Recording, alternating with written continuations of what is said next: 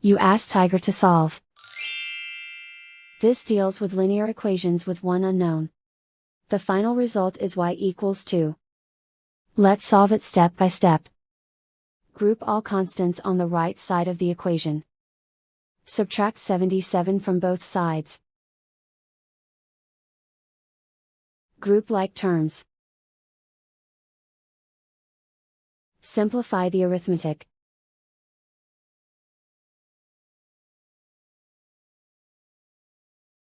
Isolate the y. Divide both sides by 11. Simplify the fraction.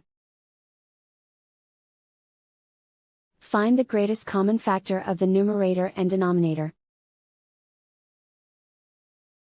Factor out and cancel the greatest common factor. And so the final result is y equals 2.